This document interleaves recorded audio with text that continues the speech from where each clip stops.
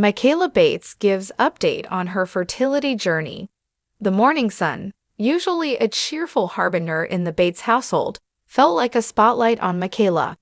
Its rays, typically dancing across the worn wooden floors, seemed to highlight every dust motes and, more acutely, every unspoken hope and fear that had taken root in her heart.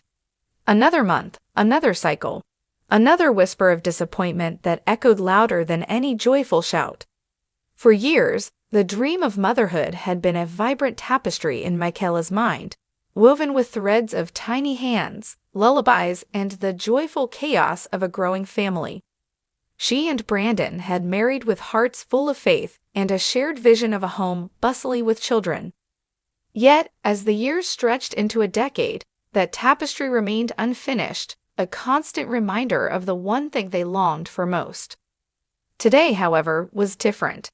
Today was the day she would share an update, not just with Brandon, who already knew the intimate details of their struggle, but with the wider world, with the community that had watched her grow from a young girl into a woman carrying a silent burden. Her finger hovered over the post button on her phone, a tremor running through her hand. It wasn't just a social media update. It was an unveiling of her most vulnerable self. She took a deep breath, the scent of Brandon's freshly brewed coffee wafting from the kitchen. He was always her anchor, his quiet strength a steadying presence against the turbulent waves of her emotions. "Ready, love," he called out, his voice gentle. "As I'll ever be," she murmured, more to herself than to him. The post began simply, "An update on our fertility journey." The words, once so hard to utter, now flowed with a newfound resolve. She wrote about the early days, the naive optimism, the gradual creep of concern, and then the stark reality of diagnosis. The medical terms that had once sounded alien now rolled off her tongue with a weary familiarity. Endometriosis, PCOS, the alphabet soup of infertility that had become their unwelcome companion. She detailed the countless appointments, the endless tests, the invasive procedures that stripped away not just her privacy, but often her dignity.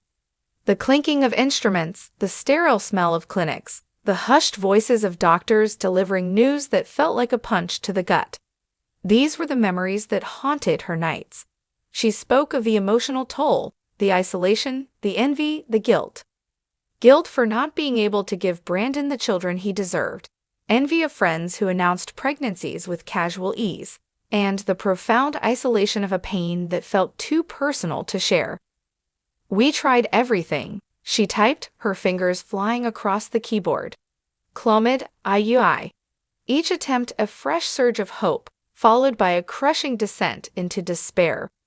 She described the 2 miscarriages, each one a tiny life glimpsed and then snatched away, leaving behind an ache that never truly faded.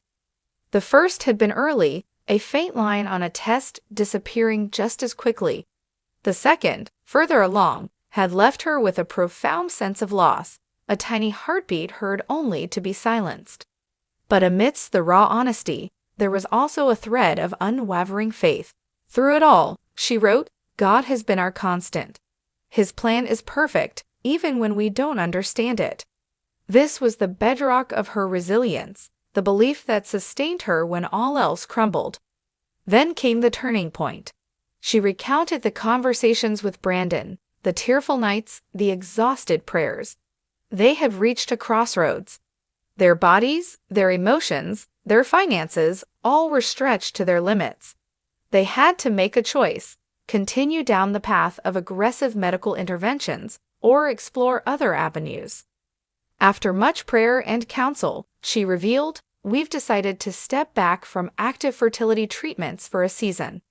This wasn't a surrender, she emphasized, but a recalibration, a decision to heal, to breathe, and to trust that God's timing was indeed perfect.